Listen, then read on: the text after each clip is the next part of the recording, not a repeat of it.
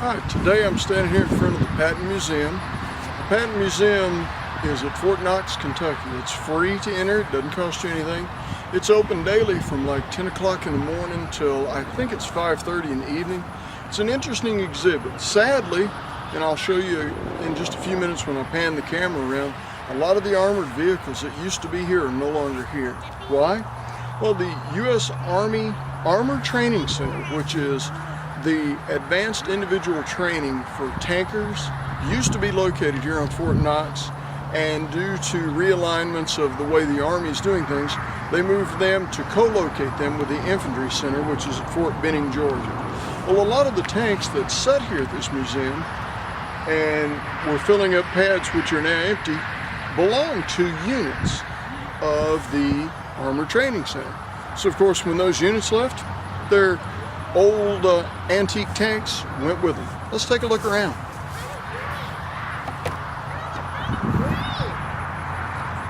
Okay, so there's an empty pad. There's the sign. There's the sign advertising the Patton Museum. And down below it, we saw these before. I found them. There's the Sherman tank, the M47, the M60, the field gun, and from right here we can see 1, 2, 3, 4, 5, 6, like 7 empty pads where there used to be armored vehicles on display. Maybe someday the Patton Museum will get more donations of armored vehicles or maybe more modern vehicles or something, so it can flesh out the vehicle display on the outside again. Alright, this is Patton's fencing uniform. It was used by Lieutenant Patton during the 1912 Olympics. He finished 3rd in the fencing and fencing event of the modern pentathlon. You see the foil, the fencing uniform, and the face mask. This is a dress blue uniform that Patton wore right before World War II. It says in circa 1941, or apparently sometime in 1941, Patton, who then was the commander of the 2nd Armored Division that was stationed in Fort Benning, came to Fort Knox here, where we're at the moment, for a meeting. Probably about armored tactics would be my guess. The uniform is actually very similar, only the pants are dark blue, and it's dark enough in here it's probably hard to see. But the uniform is very similar to the dress blues of today. You can see a lot of difference in uniforms for football between years ago and today. This was Patton's football uniform that he wore while he was playing at West Point. That helmet doesn't offer a lot of protection. The car seen here in this image is Patton's staff car. This is the one, the fatal accident that happened that took his life. He had a ruptured vertebra and later died from the accident. This car, as you can see, the air horns, I'm not sure exactly where they're mounted at the time. They're not mounted now. You can see the insignia for the general officer, 4-star general on the front. Interesting thing about the car also was reading one of the plaques, the front grille work and all was remade by some German workers, and the car was put together by GIs. The original engine was removed and it was replaced with an engine out of an M24 Chaffee tank afterwards. Patton was traveling, heading for a supply depot, and him and his driver and a 2.5-ton truck driven by soldiers attempted to turn in at the same time and created pretty much a head-on collision with his staff car. Later on, while he was in the hospital, still suffering from his injuries and paralyzed, he had asked that the investigation into the accident be just halted because he didn't want the soldiers that had been driving the truck to be in trouble whenever they were found out. At least that's what's said on one of the plaques. So, example of his staff car, and of course it's cordoned off so we can't get inside it, but we'll take a look.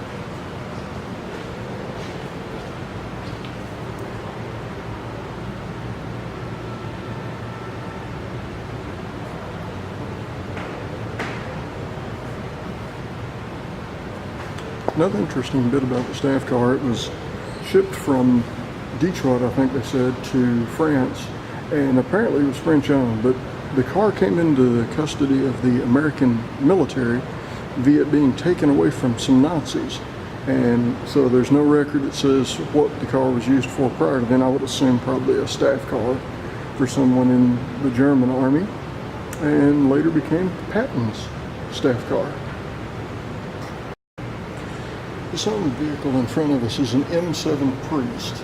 The reason it was dubbed the Priest is if you look up there where the star is, you'll see a rounded, it was a 50 caliber machine gun shooting emplacement. This is a 75 millimeter howitzer, or correction, I think it was a 105 millimeter howitzer, self-propelled, and it's built on the same chassis as the M3 Lee Grant tanks. And it was called the Priest, of course, because it looks like a pulpit up there where the 50 caliber machine gun would mount. Move around to the front so we can take a better look. You can see the howitzer better from here in the front. And you can see a door on the right-hand side as we're facing it. That was the hatch and door where the driver could look out of when he was driving it. It was open-topped and again carried up. If I remember right, it's a 105 millimeter howitzer. Moving around to the other side, you can see just basically, again, open-topped, built on the M3 Lee Grant chassis. Here's some interesting items. The large, really long gun, it's an actual anti-tank rifle. It's Russian-made. There were two types made. There was one that was simply a bolt action, which was called a PTRD, and then there was this one, which is called a PTRS, which was made in 1941. It shoots a 14.4 by 114 millimeter anti-tank round. They would use, if I remember right, it was either hard steel or it was a hard metal round, and they would shoot it and it shot with such velocity when it met a light tank it could actually penetrate them. The machine gun that you see down there with the wood on it is a M1919A6 30-06 caliber machine gun. It's kind of an interesting picture here. You show an M5 Stuart tank up top, a light tank with a 37 millimeter main gun, but you can see Patton there with a helmet on and an interesting uniform. The caption's kind of interesting anyway. It says, the important thing in any organization is creation of a soul which is based on pride. And they call it the Green Hornet uniform, right around 1941. This is Patton's two-star flag from right around 1941, it says. Let's just take a look around real quick here. Here's what I believe to be a 105 millimeter howitzer. I've never seen one quite like this before, so I'm not exactly sure what the nomenclature of this one is. One of the interesting things about tankers back in World War II is today they wear Nomex fire-resistant coveralls, but even all the way back then they wore coveralls. And this is listed as Patton's 1941 tanker coveralls.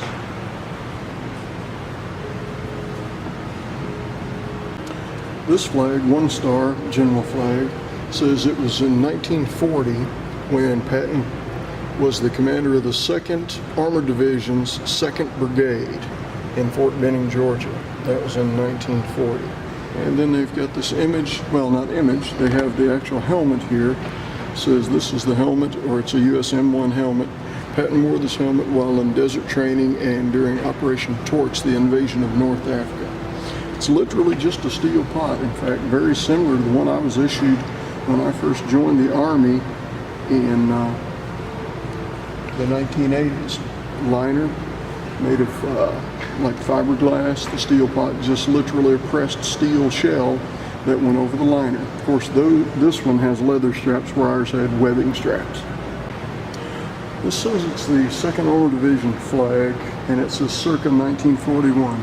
One of the interesting things that I want to mention about this flag is the unit patch of the 2nd Armored Division. In fact, when I first joined the military, I joined the National Guard instead of the regular Army and was assigned to a unit that was a sub-element of the 2nd Armored Division.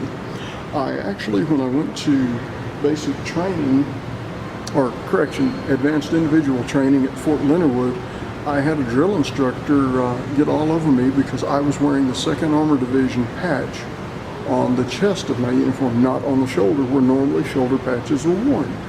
And at that time it had the same kind of logo you see before you. It had the 2 was in the yellow portion at the top, and it was 2 there, and then Hell on Wheels written at the bottom. And it was worn on her chest because, as the story goes, Patton said he wanted his patch close to his heart. And so the patch was moved from the left shoulder onto the left breast of the uniform. And to my knowledge, until the 2nd Armored Division was deactivated, it was still worn that way today. And if it was ever reactivated, it would be worn that way. As far as the patch itself, or the unit insignia, the Armored Division insignia, the way I had it explained to me when I was assigned to the old Ironsides 1st Armored Division was the yellow is for armor, the blue is for infantry, the red is for artillery, the cannon is for firepower, the lightning bolt for shock action, and the tracks indicates the mobility of the Armored Division. In other words, a whole lot of power in a very small package. Well, not really a small package. A division today is like 20,000 people.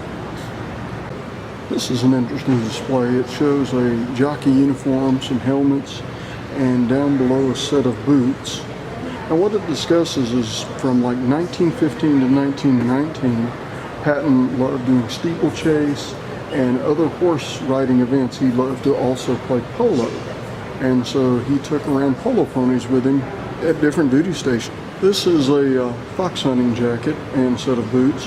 The interesting thing about it, it says Patton wore it as the master of the hunt in Farquhar County, Virginia in 1934.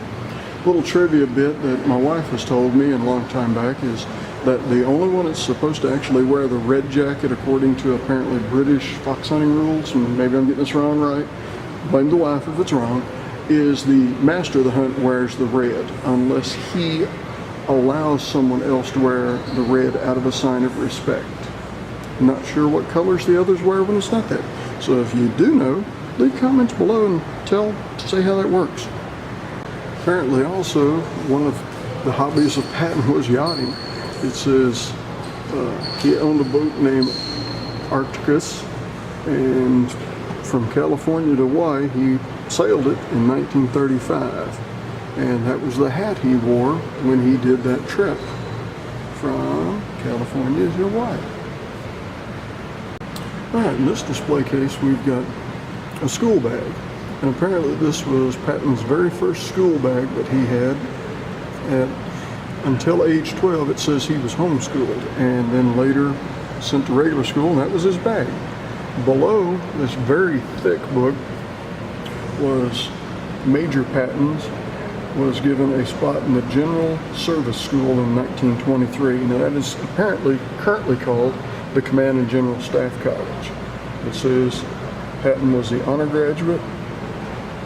This competitive year-long course, he placed 25th out of 248 students. Now here's the West Point sweater that Patton wore, and also a fencing vest that he wore while attending West Point. Here's an interesting display over here.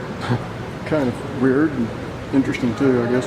That's Patton's swimming trunks that he had in 1912. And below is a swimming uniform that he wore apparently to the Olympics. And then a sweater that he wore to the Olympics. He did fencing in the Olympics in 1912. What I didn't know was this pistol was also from that time period. It's a model 1905 U.S. Army Colt 38 caliber revolver. It said he scored in the practice or warm-up rounds 197 out of 200 points, but then later only scored 169 out of 200. And of course the belief was that possibly he put bullets through the same holes, and of course maybe so, maybe not. You know, it's always easier to say, well, maybe they went through the same hole. Alright, this is an M10 tank destroyer with a 3-inch gun. These were entered into the service in 1943, And you're hearing an Army video to the right. We'll take a quick, I'm not going to focus on the video forever, but Liberation of Rome. Anyway, the M10 tank destroyer was used to knock out enemy tanks, and as you can see, it has a very similar suspension to the M3 Lee Grant and also the early M4 Shermans. It has an open top turret and looks very much like a tank, only if I'm not mistaken the M10 was a good bit faster than tanks because it's lightly armored, like many tank destroyers were. Later in the war there was the M18 Hellcat, but there's none here that I see. Alright, here's an example of a 155mm towed howitzer. It shows a crew, mannequins working on it to set it up and shoot it. It doesn't show all the paraphernalia like the rods, the rammers, everything like that around it, but still, neat howitzer to look at. I'm not exactly sure which date these came into service. I'm assuming during World War II because it was on display here in the World War II display about Patton. I do know they were used extensively during the Korean War, and they were also used during the Vietnam War and later replaced. Type 1 winter trousers. And apparently this pair that we're seeing in this photo, or not photo, but in this display, were worn by Patton when General Eisenhower actually promoted him.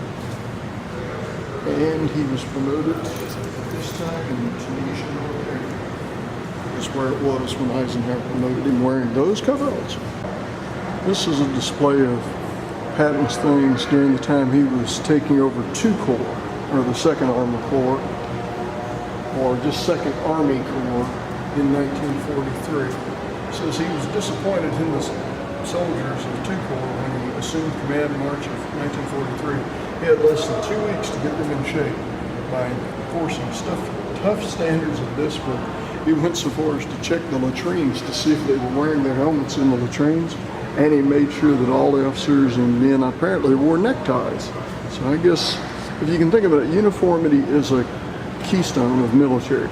Not just uniformity, but the instilling of the discipline to remain identical to your peers. So that was a cornerstone that went back hundreds of years in all different militaries. This is Patton's helmet, and if you look at it, if I'm not mistaken, I think that's a 5th Army insignia on the front with 4 stars, and then over here on the side you have 7th Corps and 2nd Corps insignias on the side. And then looking to the other side, and on this side it's the 1st and 2nd Armored Division patches. The helmet liner, it says, was extraordinarily shiny when Patton wore it, but sadly it was on a house fire after that, before it was donated to the museum. This is actually not a helmet, it's just a helmet liner. It's the fiberglass, like plastic insert that went inside a helmet. But of course, if you take the metal steel pot off from over it, it's a lot lighter to wear for displays, parades, etc. This is a set of custom-made holsters that were created for Patton. They're on what appears with the U.S. insignia in the front to be very much like a general officer's belt, still using today. Only the ones today are black, and the general officers wear them for ceremonial items. Sadly, the pistols are not there. It says that Patton did not carry 2 identical pistols, although many people thought they were. They weren't pearl handle either, they were ivory. And one was a model 1837 Colt Peacemaker 45 caliber revolver, and that's the one he wore on the left, and then the one he wore on the right was a .357 Magnum made by Smith & Wesson's. Thanks to his custom grips, though, when they were in the holsters, they did look very much alike, so people thought they were a twin set of pistols. The gloves in this display, it says they might be the ones, they were definitely Patton's leather gloves, and it discusses at length the incident where Patton basically slapped around a soldier who said he couldn't take the combat anymore, and he was basically in the hospital, not so much for shell shock, but what today might be called post-traumatic stress. And Patton went so far as to pull out his pistol and threaten to shoot the soldier, saying, "I were to shoot you myself." But anyway, that kind of detracted from Patton's fame and got him more or less in the doghouse for a while after what he'd done before that. But no saying that these are the gloves, but they were Patton's apparently. All right, what we have here is a command truck. This is similar to what the Army would have called a M49 van, I think it was, or something similar to that. But literally all it is, it's a command vehicle. And as you look inside it, you can see this one's set up kind of like an office for Patton. You can see like desks, a bunk, a chair to relax in. So he could operate his command from inside this truck when he needed to stop, look at maps, and do that. Now, Patton spent a great deal of time in his vehicles, and not just like this truck. I mean, he was in command vehicles racing around all over the battlefield. One of the quotes that was made earlier about him was him telling his staff officer, "No, get out to the front every day. If you don't hear bullets whizzing by you, you're not close enough to really understand what's going on." So let's take a look around and see this vehicle from the side. Let me zoom back out so you're not zoomed in so close so you can see more of the truck. This is a 2.5-ton chassis.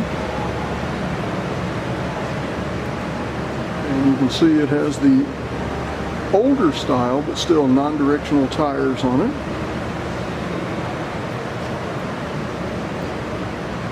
That's a Liberty road marker. I'll just pause to look at it for just a second. Okay, the interesting thing with the truck is, of course, it's not the deuce and a half like we think of today. Well, I'm not sure how good a focus that's in with all the lighting the way it is, but hopefully it's coming in pretty decent focus. If it's not, I'll take a picture of it and I'll use the picture as the background while I'm talking about it. But anyway, you can see it's a 2.5-ton truck, but it's a hard top, which those were common in part of the Second World War, and I think they even got in the Korean War. But you can see it's just a made-up van on top, got a radio antenna, so it could be used as an officer or kind of a command control area. Now we're looking at an M4 Sherman, but this is a newer model. This was an upgraded one. You can see it's far taller than the other ones. The turret is much larger. It has a 76mm main gun. It's called an M4 E8, and a lot of the nomenclature caused it to be called the Easy 8. But it was a whole lot more effective against the German armor than the original M4s. And it has a different suspension system. If you notice, as I change the camera view, that suspension system was a more modern, a modified suspension system. However, the tracks still, even on the M4 Sherman, at this point, there were no removable track pads. The track blocks had did have rubber on them though. And it was similar to what you saw when you looked at the M47. As you recall when we were talking earlier, the M4 Sherman, as far as a medium tank, was then replaced, and you had the M26 Pershing tank, which was a heavy tank, which had a suspension more like the M47, I believe.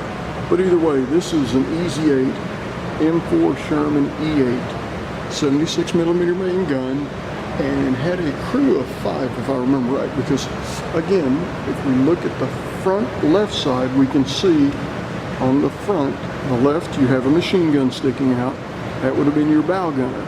But you also have a little harder to see, but up on the right, there's a second hatch up there. So there's 2 hatches, driver and the bow gunner. And then you have a loader, a gunner, and the tank commander up in the turret area. And you remember I mentioned something about recoil systems. Well, there's the muzzle brake. That was a way when they kept putting bigger and bigger guns in, they weren't quite able to make their recoil system strong enough to handle that extra recoil. All right, this vehicle here was one like what Patton used from March 23rd, April 3rd, 1943, when there was a battle fought in Tunisia. I believe it was with Second Corps. Patton, even though Rommel had left back for Germany while he was sick, Patton considered it a win over Rommel because Rommel had made the strategy that Patton defeated. So here's an example of the car. Not a great deal to it, just a troop carrier, a way to carry people around, but they were used a great deal for staff cars. All right, this is a Stug 3 German anti-tank gun. It has a 75 millimeter gun, crewed by a crew of 4, I think it said.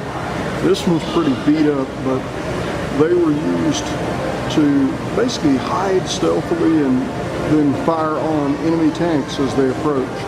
Very effective weapon. You can see with a severe slope to the armor on the front, if this thing was facing you, you had a real hard time killing it. There's a video playing nearby. It's got a lot of sound to it, so we may not get good sound, but I'm going to take you around and let you get a closer look.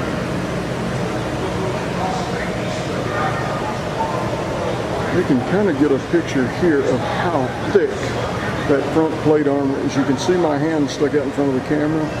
That thing is at least 2 inches thick, just a solid plate there.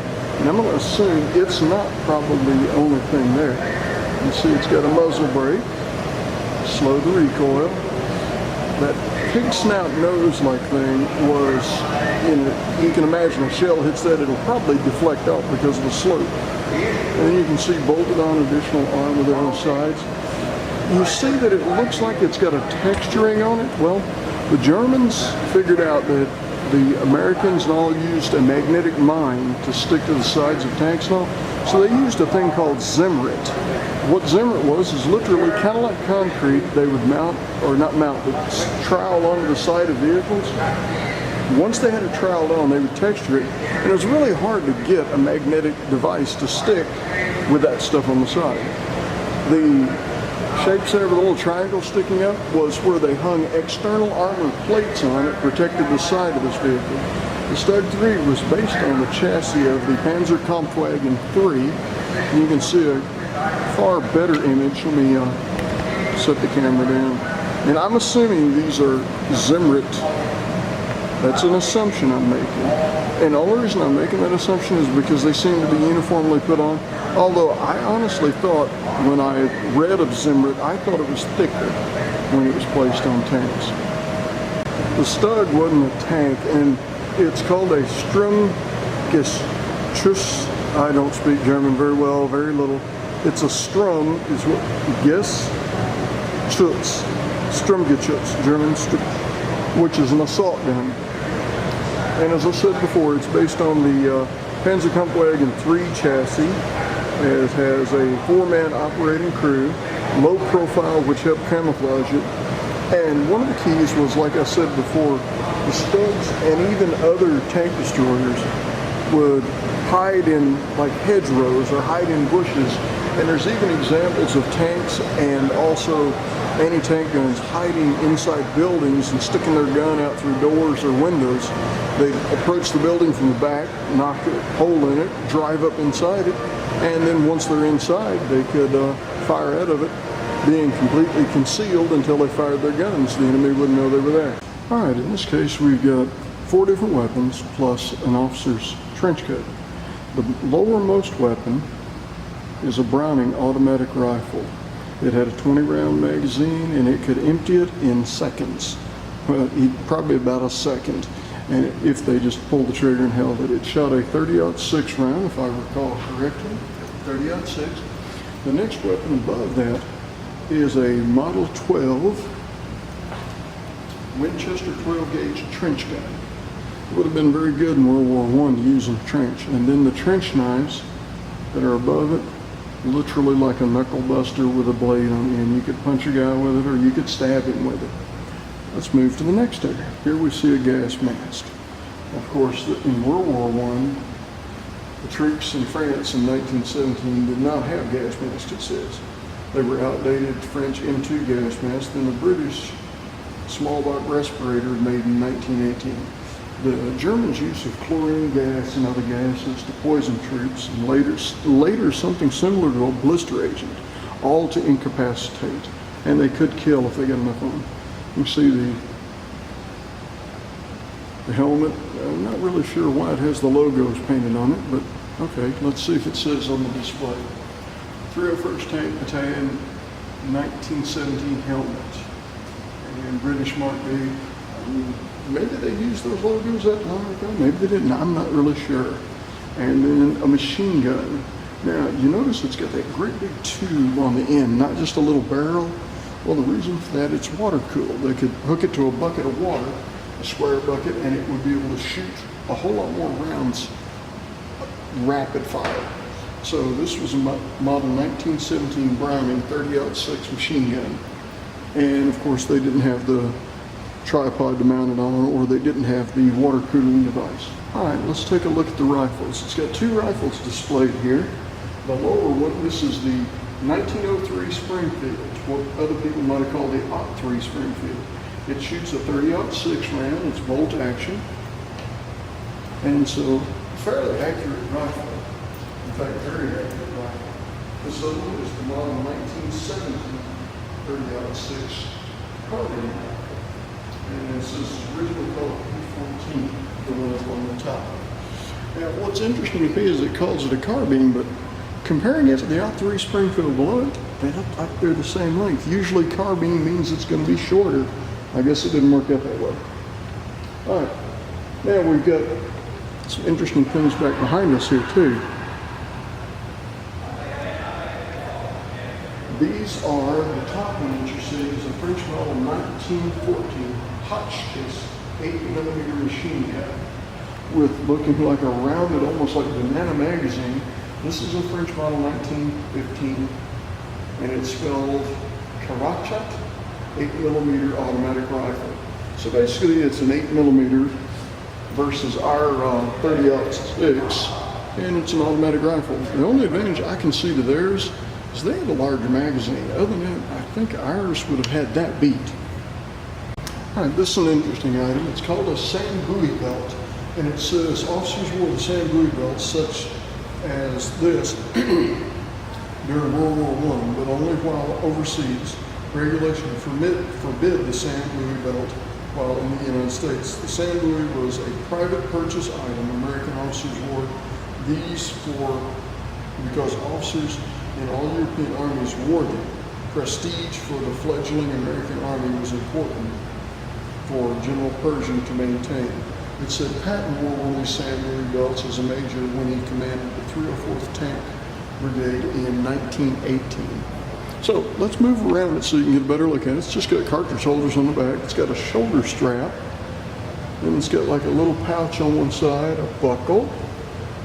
And I guess you could have wore it with two straps, but if I'm not mistaken, everyone I've ever seen worn, they wore that strap crossed from one shoulder to the other shoulder. And I'm going to guess that they would, of course, also attach their pistol to it.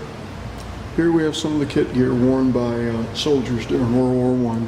You can see the more flattened helmet, and it is a model 1917 helmet.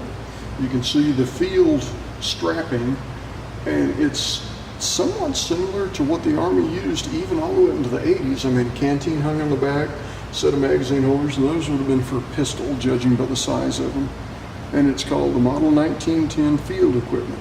Field equipment seen here consists of a haversack for meat, canteen or can pouch, pack extension, and first aid pouch, canteen cup, not visible, canteen cup cover, yeah, well, canteen cup stays in under the canteen.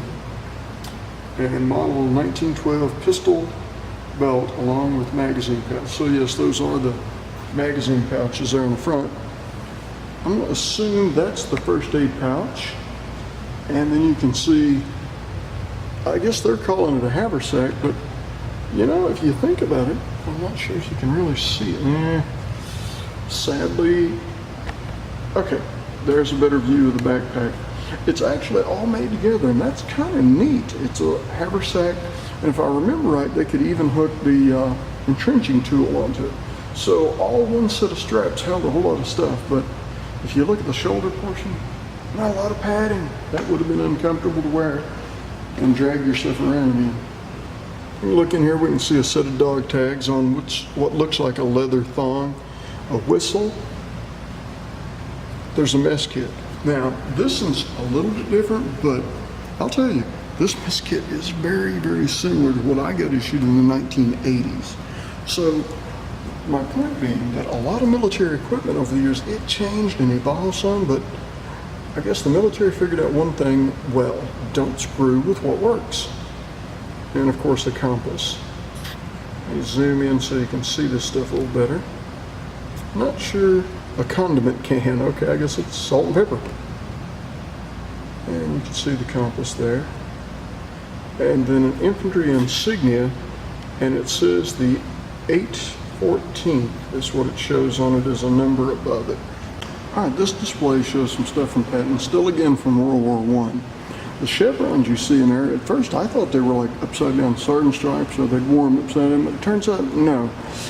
They were worn apparently on different sleeves, and the one on the right, the single one, is a wound chevron. It says Patton was awarded that in September 26, 1918 during the Battle of the Meuse at Argonne, or Meuse-Argonne.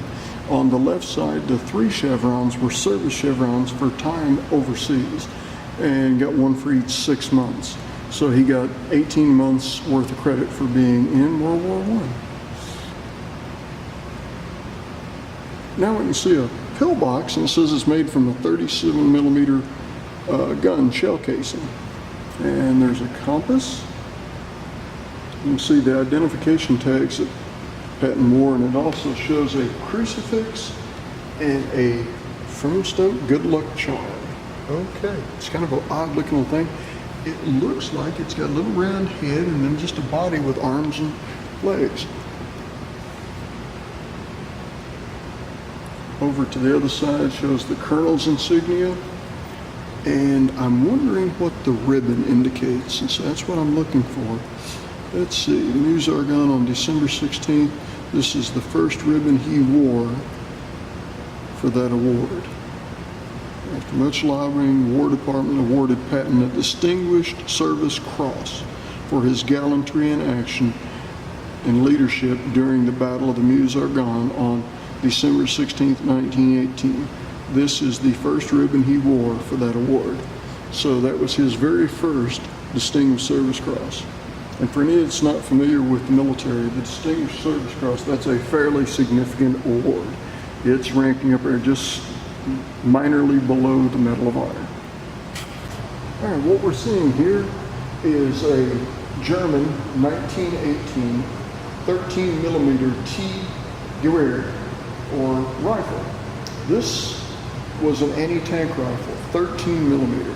They figured out that their 7.62 or 7.92 rounds with armor-piercing ammunition just wasn't strong enough to penetrate the armored, the tanks, like the French tank, the Renault tank, and the British tanks.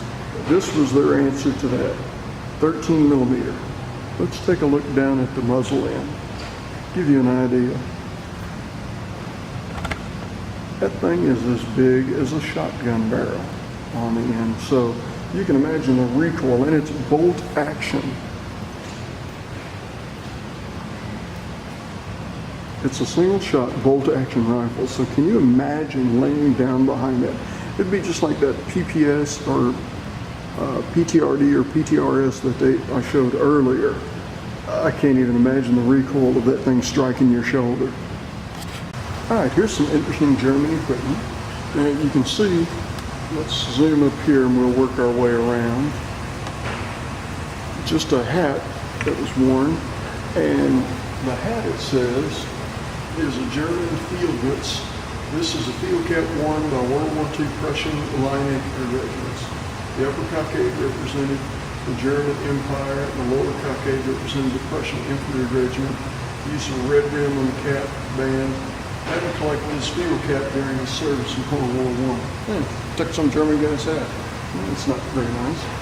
Below it you can see a pistol with like a rifle stock attached to the back of the pistol. This is a Mauser model C/12 7.63 millimeter automatic pistol. Model C12 is a military designation of the Mauser 1897 pistol. It'd take a 10-round capacity magazine, wooden buttstock converts the weapon into a carbine, and serves as a carrying case. Okay, we'll move from there. Let's move down. You see a canteen. This is the MG08/15. It is a light portable version of the German MG08 Maxim machine gun. This weapon had a sustainable rate of fire of 400 to 500 rounds per minute and was ideal for use in elastic defenses. So maybe it's not what cool, maybe it is. And it's not a Maxim, and it's like the Maxim's little brother. Now here's an interesting thing. that I saw too, it's literally like an armored breastplate. And it says German Model 16 helmet and body armor in 1916. German machine gunners wore these chest plates, making American advances on elastic defense difficult. The helmet has knobs on the sides that held a face shield. I always wondered and never knew. Let me move up so you can see the helmet. You can see, once I zoom in, but the helmet does have two big lugs sticking outside. I always thought that was holding webbing inside the helmet. I never had a clue that they would wear this breastplate and then they'd put that helmet on and then attach a face shield to the helmet so that they could sit up behind the machine gun and literally have only slits for their eyes that were exposed. So he'd have this machine gun, that helmet, that breastplate, and a face shield over his face. So he's like an armored thing sitting there. Kind of an interesting way of doing it. All right, behind me is what we always called a World War II style barracks. When I first joined the Army, I came here to Fort Knox, and as a part of reception station, I didn't stay in one of these in basic training, but as a reception station, this is the type of building I stayed in. It's 2 floors. Back then they had a ladder only on the one end as like a fire escape from the 2nd floor. And of course you can see 2 doors there. Well, one of those doors, the left one, goes straight up a stairwell to the 2nd floor, then there's the right one. Years ago in World War II, these barracks were put up as temporary buildings so that they could house and train soldiers. And you've probably seen something similar to them in like Band of Brothers or some of the movie. But even in 1981, 82, we were still using these buildings. And the ramps and all, the wheelchair ramps, not so much. I thought this one was going to be open so I could go in and look. It does have cots in it and foot lockers. Now, if you looked in like Band of Brothers where they had foot lockers and all, at reception station, we did still do that. We had foot lockers to just stick our stuff in. You had a little metal bunk with a mattress on it. You had your linen that they issued you, and you had a foot locker at the end of the bunk. That's all you had. And you kept your duffel bags shoved underneath the bunk with most of your stuff inside them. So we started out in these, and reception station lasted maybe 4 or 5 days.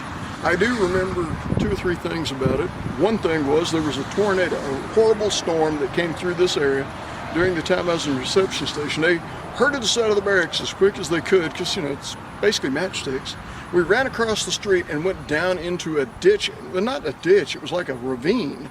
And I'm sitting there, you know, I grew up in Kentucky, so I'm like, you know, if it blows over here, it's not any safer in this ravine than it was in the building. So, you know, whatever. And then another memorable event is they fed us like, I want to say they were meatballs made of like a ham something. Well, apparently some of the cooks decided to leave them out a little longer than they should.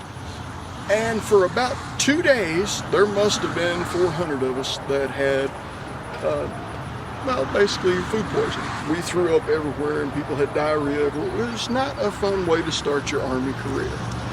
But anyway, this is barracks. They were built in the 40s to quickly create housing to put soldiers in, and they were kept, and they were only supposed to be temporary, maximum lifespan of 10 years. For a building it was only supposed to have a lifespan of 10 years, these buildings ended up with a very long lifespan. In fact, as this one's still standing today, that kind of is a testament to the construction work that they did all the way back in World War II time frame.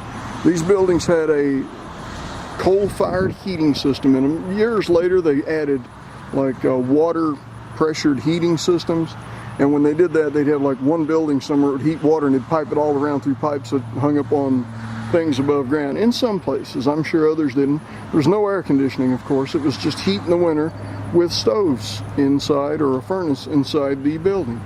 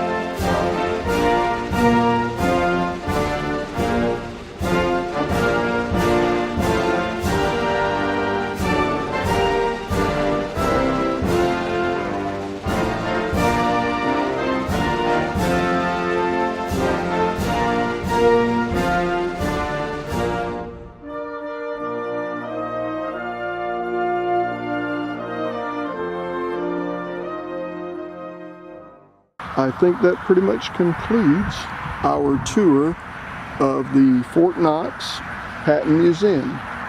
Thank you.